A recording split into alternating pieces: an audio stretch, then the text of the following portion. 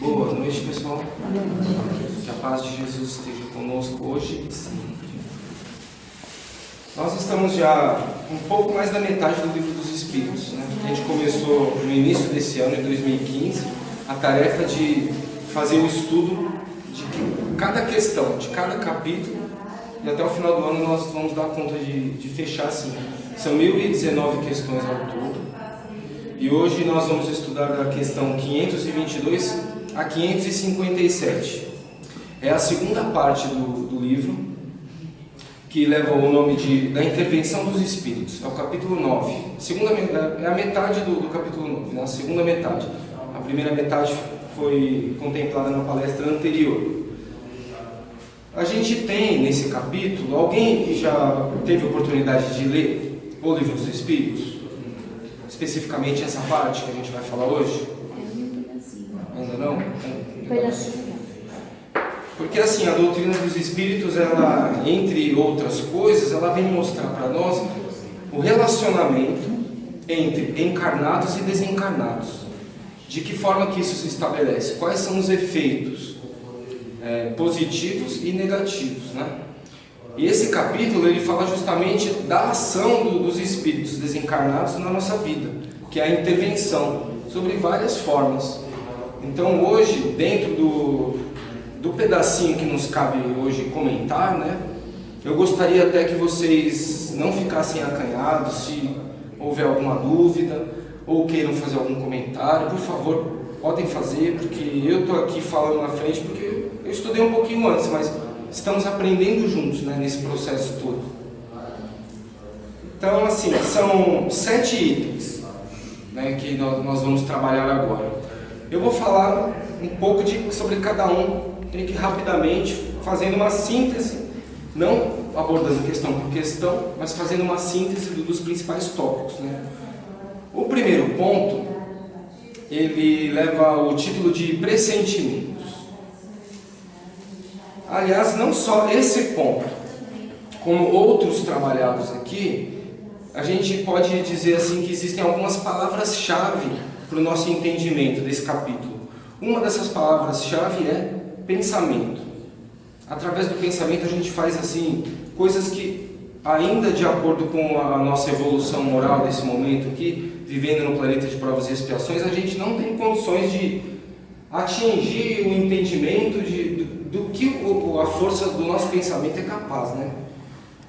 Então, quando a gente fala em pressentimentos, o que remete a vocês? Assim, é uma coisa boa ou uma coisa ruim? Os dois. Os dois, pode ser das duas formas, né?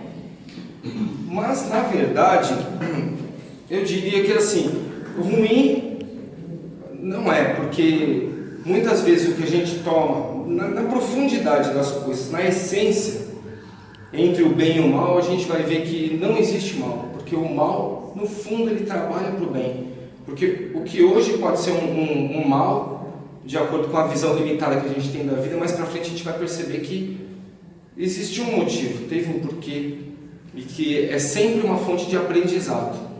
Então, assim, quando a gente fala de pressentimentos, a gente, na verdade, está pensando na voz da nossa consciência. Porque uma das leis da doutrina espírita é a da reencarnação. Como a gente já abordou em outros momentos aqui, todos nós, sem exceção, inclusive o nosso próprio Mestre Jesus, todos nós somos criados simples e ignorantes em algum momento.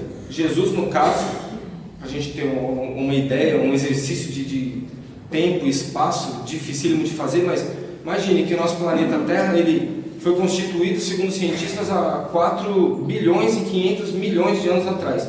Jesus já era um espírito puro naquela época. Então ele começou quando? Incontáveis e incontáveis milênios atrás, né? E assim como nós, né? Um dia vamos atingir essa plenitude espiritual do próprio Jesus Cristo.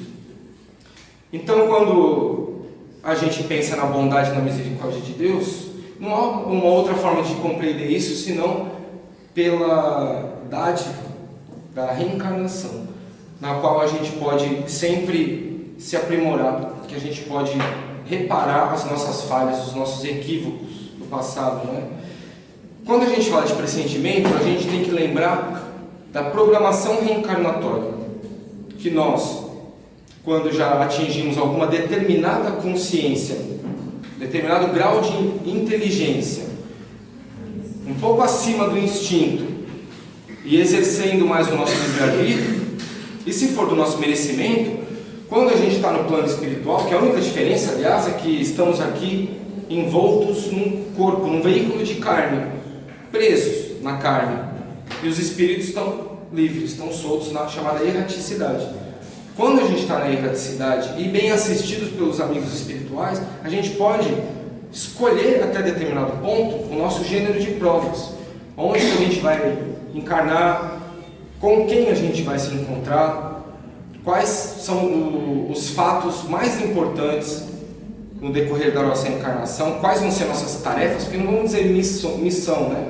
Nós não temos missões ainda, porque missão é uma coisa de espíritos realmente muito superiores, que não vêm para cá atravessar provas, muito menos expiações, que não é o nosso caso, né, gente? Nós viemos aqui para reparar falhas do passado e para atravessar situações em que a gente vai ter que mostrar que aprendeu as lições do passado, né? E essas são as provas.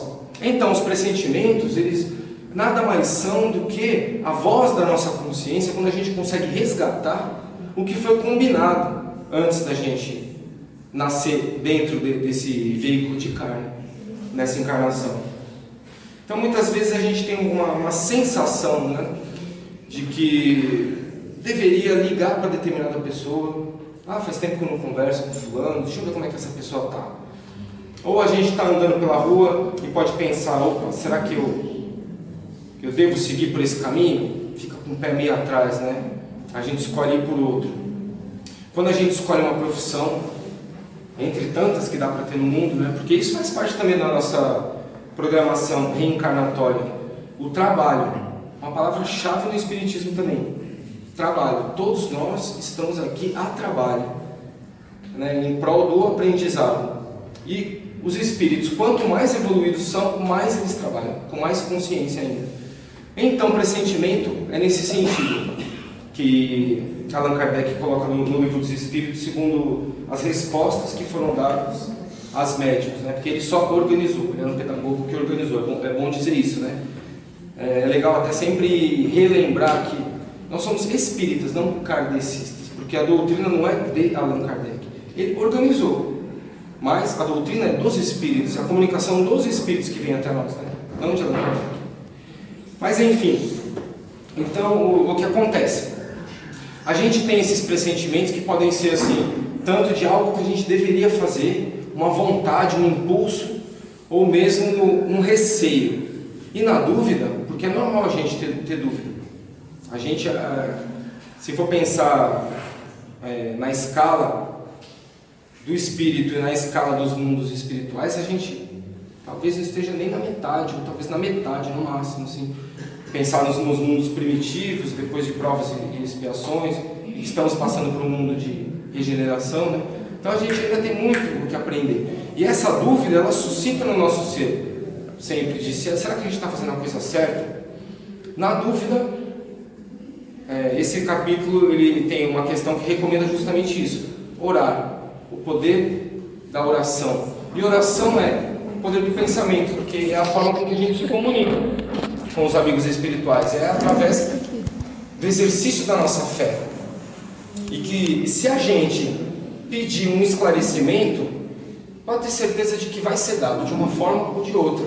Não assim, às vezes, que tão claramente e imediatamente como a gente gostaria, pode não acontecer dessa forma, mas as respostas elas vêm justamente pelos acontecimentos da vida, elas vêm às vezes pela boca de outras pessoas, né? Às vezes até uma coisa que a gente está vendo na televisão e que deu aquele clique, né? Isso tem a ver com as nossas orações, quando elas são no sentido da gente se aperfeiçoar, quando a gente pede a proteção contra as influências negativas e que a gente possa se tornar melhores, né? Que essa é a função da nossa encarnação. Então o pressentimento vai por aí. O segundo item é a influência dos espíritos nos acontecimentos da vida. Ué, se a gente tem livre-arbítrio, se é a gente que faz aqui as coisas, será que então é tudo por obra e realização nossa? Ou os espíritos estão por trás muitas vezes? Quanto? Poucas vezes, muitas vezes? A doutrina espírita ela explica que, no mais das vezes, geralmente são eles, os espíritos, que nos movem em termos de sugestões. Então a influência dos espíritos nos acontecimentos da nossa vida, ela é total, ela é muito presente. Então a gente pode sempre separar entre o bem e o mal, né? Sendo que o mal, ele não é definitivo. O que a gente chama de mal é um estado temporário de ignorância, de falta de luz, né? Que os espíritos, muitos deles ainda se comprazem em ver seus adversários sofrendo, né? Se comprazem vivendo uma existência dedicada aos vícios, aos prazeres. Então isso daí é o que a gente chama de mal. Mas na verdade não é um mal absoluto, porque até mesmo o espírito mais peçonhento que se possa imaginar ainda vai se tornar um anjo um dia, porque esse é o nosso caminho. Então nos acontecimentos da vida a gente tem assim sempre os espíritos atuando sobre a matéria, né? Eles atuam na matéria através da ligação que a gente faz pelo pensamento. Então os espíritos inferiores, né, ou ainda ignorantes, eles podem querer nos atrapalhar no nosso caminho, sugerir ideias infelizes, fazer com que a gente perca a confiança em nós mesmos, podem fazer com que a gente veja coisas que não acontecem, imaginar que tem conspirações contra nós, gente falando mal. Os espíritos infelizes, eles também despertam em nós assim, situações de ciúmes, por exemplo, em relacionamentos. Nessa interferência desses espíritos infelizes, inferiores, o nosso anjo da guarda não intervém em nada? Ele está ali, está de olho. Mas não é a sintonia da gente que atrai ou repele ele? Mas ele não interfere em nada, né? Não deixa de aproximar nada, né? Então, aí sobre os anjos da guarda, espíritos guardiões, os mentores, já foi dito na semana passada, mas o que eu posso resgatar aqui um pouquinho é o seguinte: é como você disse, a gente tem a sintonia pelo pensamento e pelas nossas atitudes, porque não basta às vezes a gente falar da boca para fora algo que a gente não faz, né, no dia a dia. Então a ação dos espíritos inferiores, ela só se dá nos momentos em que a gente baixa a guarda. Quem de nós aqui consegue ter um pensamento elevado 24 horas por dia? A gente não consegue. Tanto que assim, é recomendável que a gente inicie nosso dia com orações, justamente para que a gente se fortaleça contra essas influências negativas. E o nosso mentor espiritual, ele não vai tomar uma atitude direta sobre as coisas, sendo que isso tiraria o mérito do nosso próprio esforço, do nosso livre-arbítrio. Mas ele não pode te ajudar no caso de você estar com um pensamento negativo, você consegue, esses espíritos conseguem se aproximar. Ele não pode te ajudar a elevar o teu pensamento para que eles se afastem de você. Para que mude a frequência, né? Exatamente. É como se tivesse ligado uma estação de rádio, você muda para outra. Sim, pode com certeza ajudar. eles ajudam, só que nós temos que ter a iniciativa de virar esse botão. Então quer dizer, a gente começa a ter pensamentos ruins, se sentir mal, às vezes desenterra umas coisas do passado que não faz o menor sentido, né? Só que se a gente parar e pensar assim, opa, peraí, mas o que Jesus faria se estivesse no meu lugar? Será que ele ia estar dando trela para esse tipo de pensamento? Acho que não. Eu acho que então eu devo me orientar para sair dessa. Então, por favor, eu peço aos espíritos protetores que me ajudem, pronto. Aí sim. Mas agora, o espírito superior que está sempre nos ajudando, se ele vem por iniciativa dele e não nossa, mudar essa chavinha de pensamento, onde fica o nosso mérito, né? E o livre-arbítrio não pode interferir no nosso livre-arbítrio. É daí que vem o mérito da nossa ascensão, da evolução espiritual, né? Deu para entender mais ou menos? Então, o que a gente pode falar? Quer ver, tem dois exemplos no Livro dos Espíritos que falam assim. Se tem uma escada, um telhado ali, e a pessoa ela tem uma vontade, por algum motivo, um pensamento, uma ideia de falar assim, opa, eu vou subir nessa escada aqui. E aí a escada quebra, ela cai, bate a cabeça e desencarna. Isso daí é uma coisa que pode acontecer por influência espiritual? Sim, desde que seja algo que está presente na nossa programação encarnatória. Então, quer dizer, a gente tem a nossa modalidade, o nosso tipo de desencarne, ou morte do corpo, né, como preferir dizer, isso já está fixo, está estabelecido. Fala nesse livro. Qual que é? Motoqueiros do Além? Fala exatamente isso. Sim, a gente tem já, né, isso já no nosso DNA espiritual, né, já está acertado. Sendo que a morte é algo que também para nós ainda é muito obscuro, é tema de calafrios, de dar medo. E dentro do pensamento da energia cósmica universal de Deus, morte não existe, morte é vida, porque não existe a morte de nada.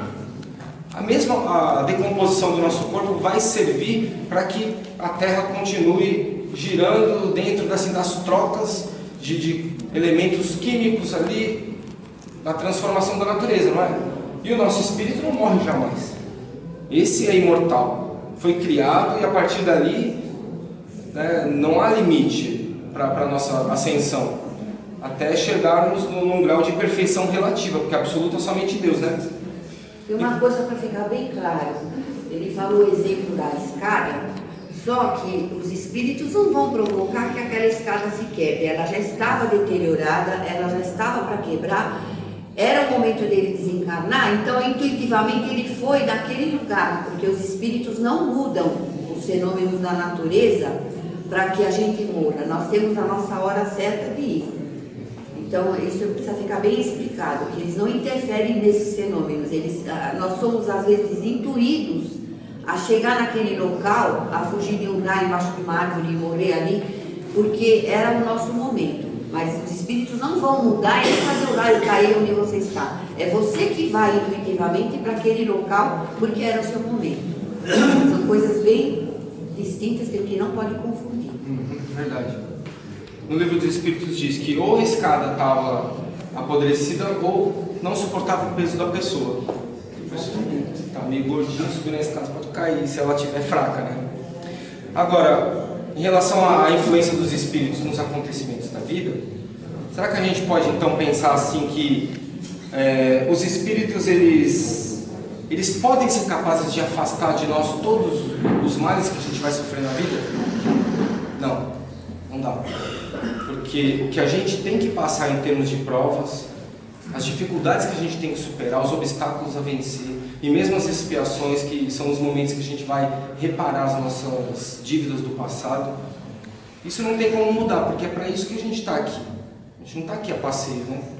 A gente está para fazer uma reparação de condutas erradas que a gente teve no passado. Então, não dá para eles afastarem todo tipo de mal sobre a gente, mas por outro lado, conforme o nosso desempenho nessa encarnação, a forma com que a gente tenta se ligar com a espiritualidade e fazer o bem, né? Quanto mais a gente pensa no bem coletivo e menos no nosso próprio bem individual, quanto mais a gente está disposto a se doar nas situações da vida, a auxiliar as pessoas, né?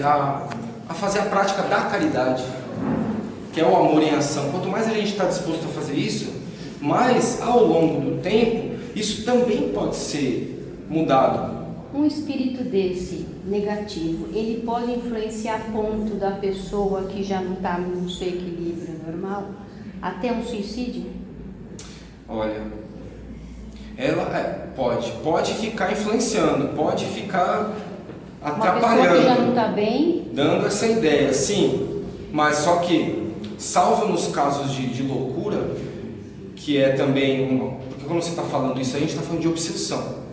Então, assim, um espírito ou um grupo de espíritos, eles podem, por algum motivo, que geralmente é por vingança, ódio e vingança, Eles podem se fixar na mente de alguma pessoa e incutir ideias de suicídio, né?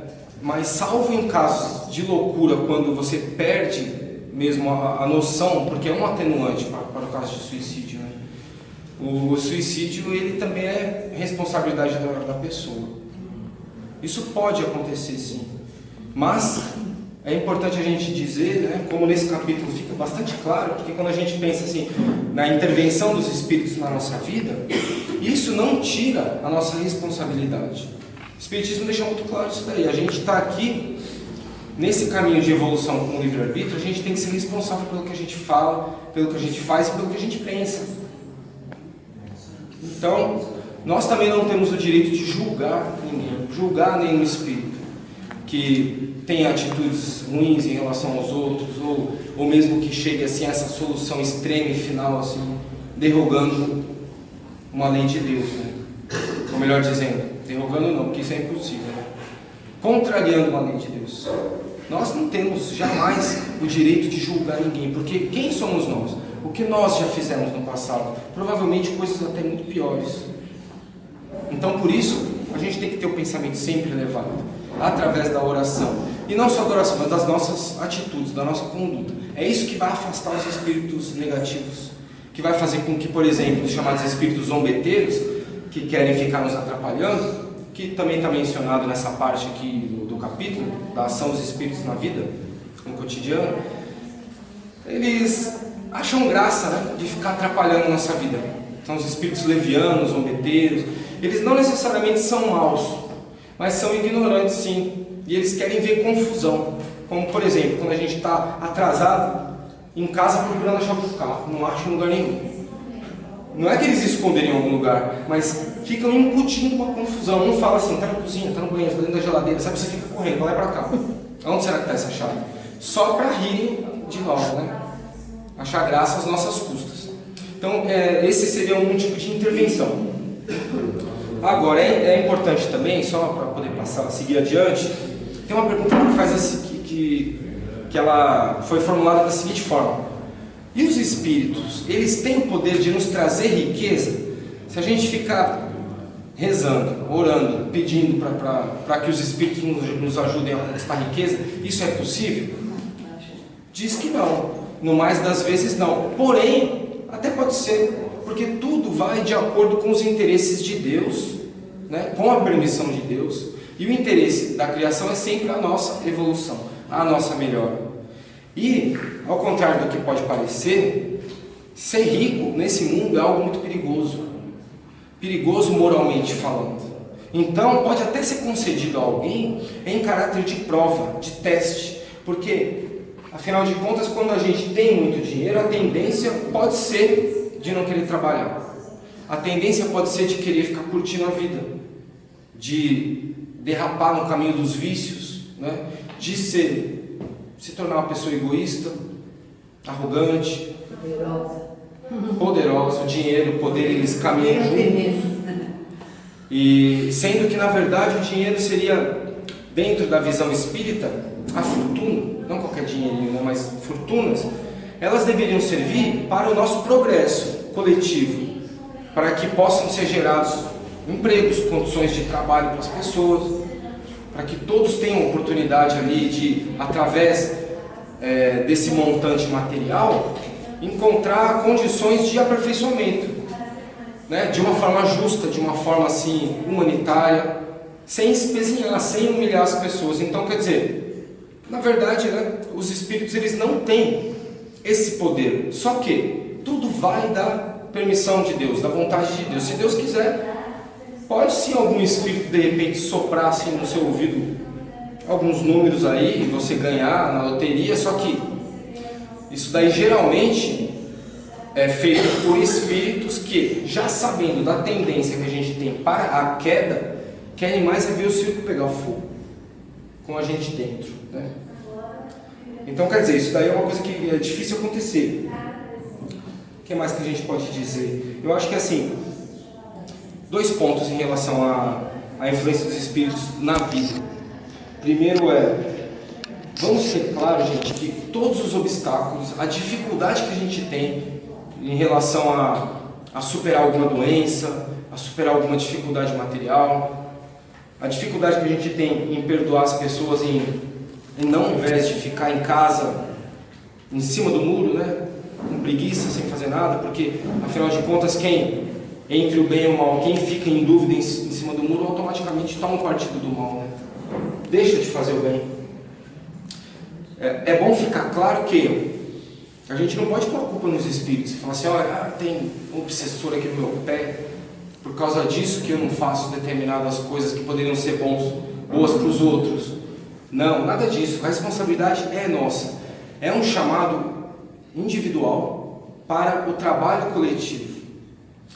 O trabalho de aprimoramento, primeiro, da nossa transformação interior, que a gente chama no Espiritismo de reforma íntima, que é o reconhecimento dos nossos pontos fracos, das nossas falhas morais, onde o calo aperta para nós, né? Onde a gente não consegue se controlar. E todos nós temos essas imperfeições de caráter, não defeitos, porque Deus não cria ninguém defeituoso.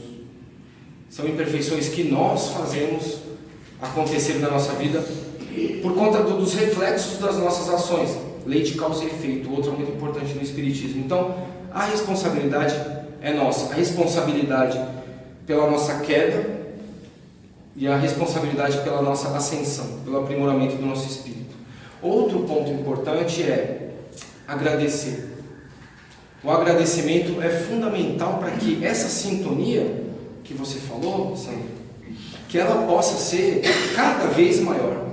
Porque um espírito que demonstra gratidão está, na verdade, irradiando o amor no mais alto grau.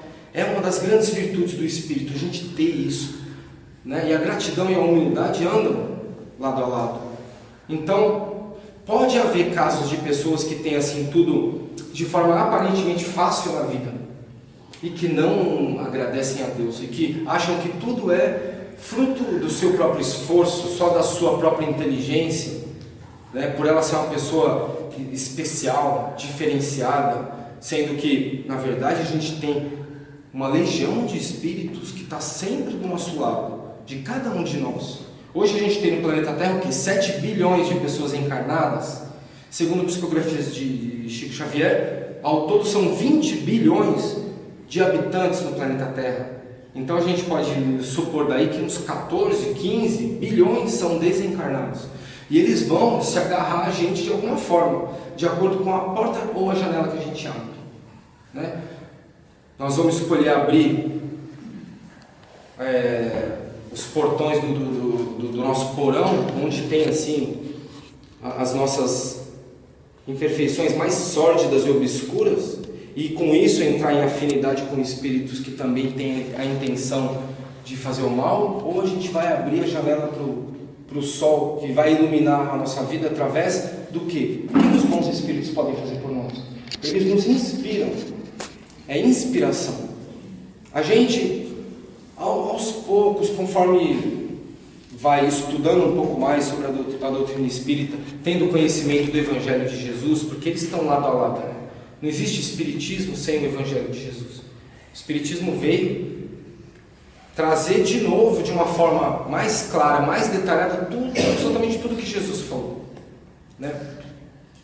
Então, assim, as oportunidades de crescimento, elas estão todas aí para a gente poder optar, escolher. Então, a influência dos espíritos, ela é muito ligada com o tipo de afinidade que a gente tem. E é uma afinidade que não dá para disfarçar. A intervenção dos espíritos junto a nós, ela acontece de uma forma totalmente espontânea. É irresistível a atração de um espírito inferior ou superior a nós, porque isso daí vem de acordo com a vibração que a gente emana. Então, assim, sobre os acontecimentos da vida, na vida material aqui, que tem intervenção dos espíritos, é isso. Alguém gostaria de fazer algum comentário? Ou tem alguma dúvida? Dúvidas a gente tem, né? Eu mesmo fiquei lendo isso aqui, que nem um louco, estou cheio de dúvidas, mas vamos seguindo em frente, que aos poucos isso vai esclarecendo a nós. Agora, a gente poderia aqui falar, eu acho interessante, falar sobre a ação dos espíritos desencarnados nos fenômenos da natureza.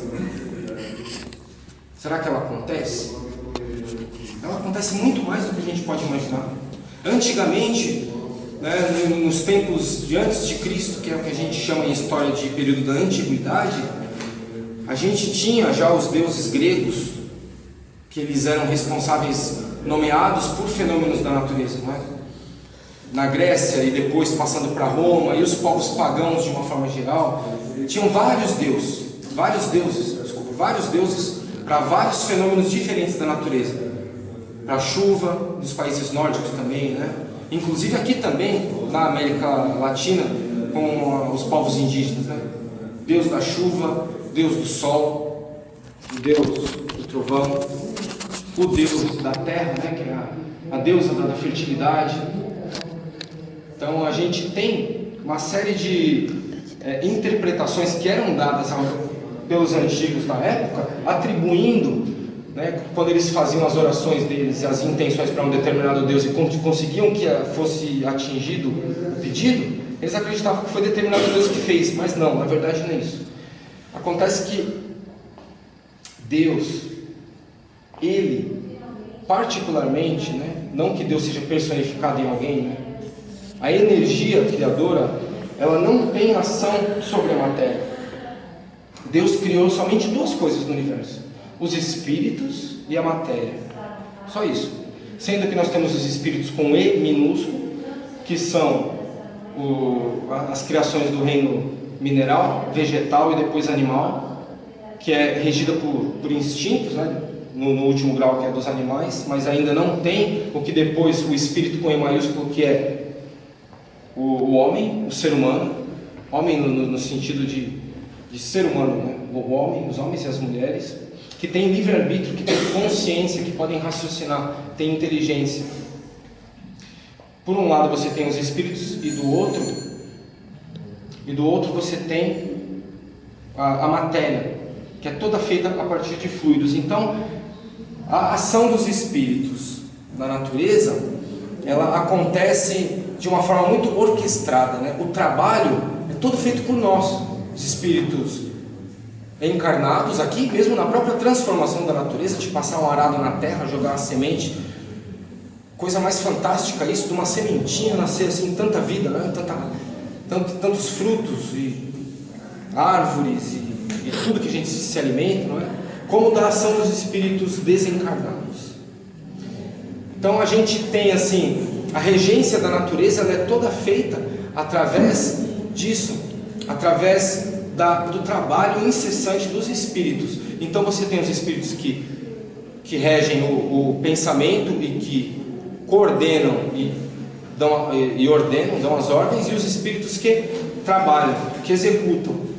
Então, quando a gente tem, por exemplo, uma tempestade, isso acontece, por um lado, para poder fazer um reequilíbrio da natureza, uma harmonia do ambiente, uma limpeza, como também temos casos de expiações coletivas, né? Na Ásia mesmo, há pouco tempo, faz o quê? Uns 10 anos mais ou menos, foi quando? 2002 mais ou menos, né? Que teve o tsunami. Você tem também as expiações coletivas. A gente teve na antiguidade Pompeia, que foi varrido pelas lavas do Monte Vesúvio, também por conta disso. Só que essa ação, ela nunca é feita por maldade, vamos dizer assim, não. Por quê? Dentro também das leis de Deus nós temos a lei da destruição, em que você precisa destruir para poder criar em cima. Isso é uma condição do nosso planeta. Em mundos superiores isso não é preciso, mas aqui ainda é preciso. Então, dentro dos fenômenos da natureza, a gente tem o concurso ativo de espíritos, que estão sempre ali apostos para o trabalho. Bom, na verdade ainda existem alguns pontos a serem abordados. Acho que nós vamos ter que deixar para poder aprofundar na palestra seguinte, que também, além dessa influência nos acontecimentos da vida e na natureza, temos outros assuntos ali, como, por exemplo, e durante as guerras, o que acontece? Qual é a ação dos espíritos? Né? Existem pacto com o diabo? É possível vender a alma ao diabo? Né? Qual o poder dos talismãs, dos feiticeiros? Tudo isso, infelizmente, hoje não deu para abordar, porque o trabalho lá já se encerrou, então a gente vai deixar para uma próxima palestra, mas é importante que fique aqui claro nessa noite no ponto que deu até para a gente poder chegar, a força do pensamento. O quanto que o pensamento nosso, ele interfere, ele se conjuga com a afinidade que a gente vai ter no plano espiritual. Portanto, gente, vamos sair daqui com pensamentos cada vez mais positivos e tendo certeza de que Deus está do nosso lado, de que nós temos espíritos que nos amparam, que nos auxiliam e que para isso basta que a gente queira, que a gente busque ter um pensamento voltado para Deus, voltado para o bem, para o amor, para a caridade. E que é assim que funciona, porque é uma das leis da natureza. Então, muito obrigado pela atenção, pessoal. Boa noite. Boa noite.